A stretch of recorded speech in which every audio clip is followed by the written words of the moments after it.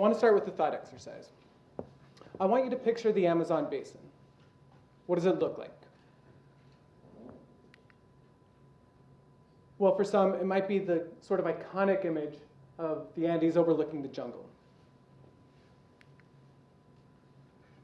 For others, it might be these iconic species of the forest.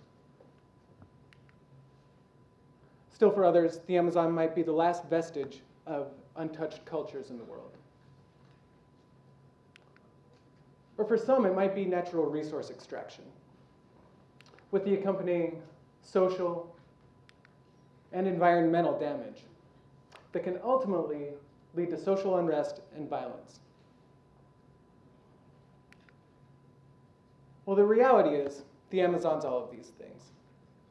And they're incredibly connected in complex ways such that change in one aspect of the system ripples across the rest of the system. And when we layer on the laws, the institutions, and the policies that constrain and shape these dynamics, the system gets incredibly, incredibly complex.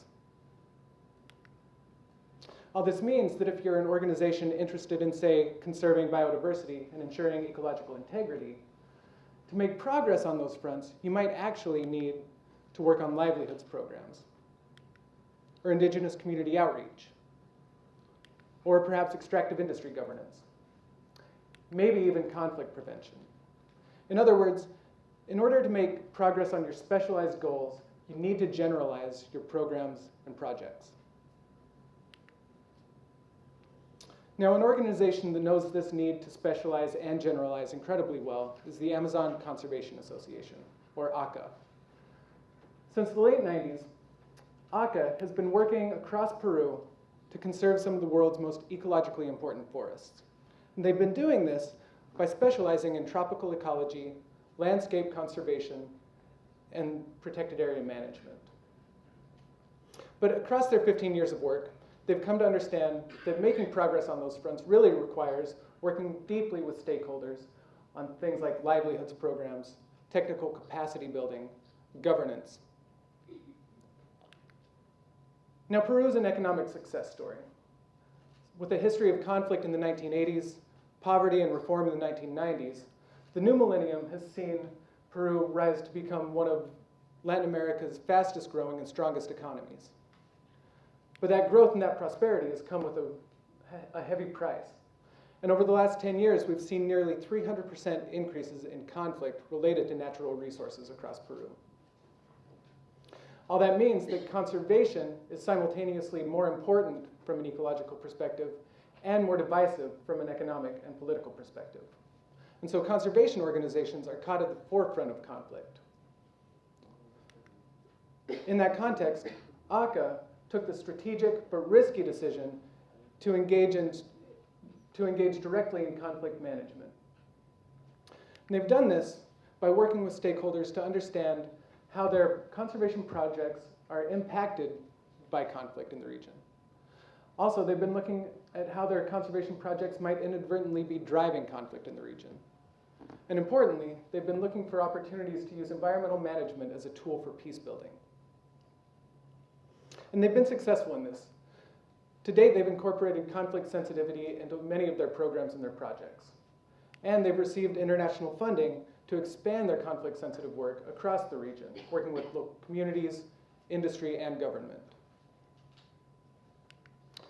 And the idea that they have is that by building regional capacity for conflict prevention, the system's better prepared to make progress on maintaining ecological integrity and conserving biodiversity.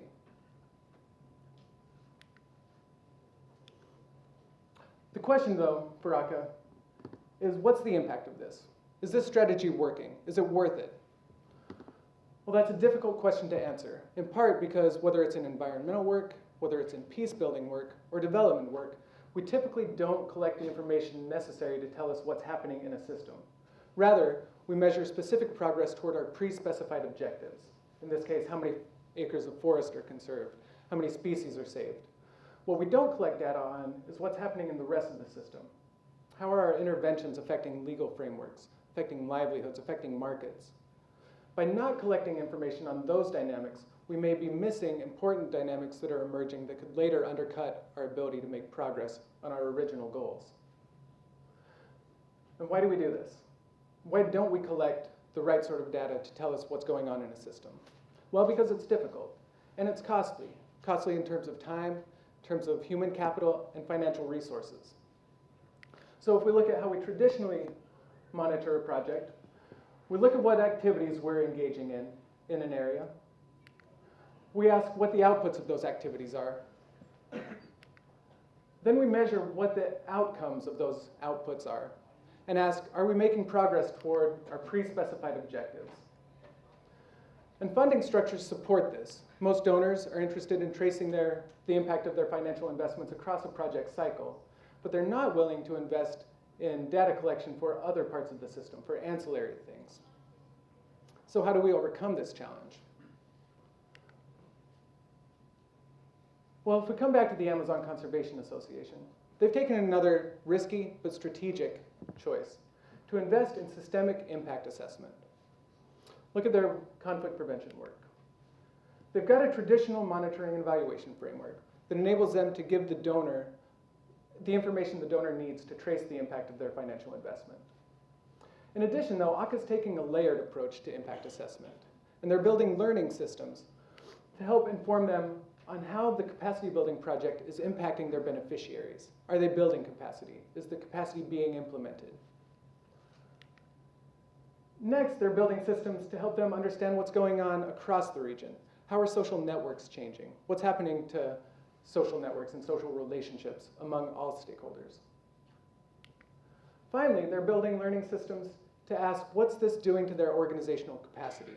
They're a conservation organization. They're not a conflict prevention organization. So how does engaging in conflict prevention work either augment or undermine their conservation capacity?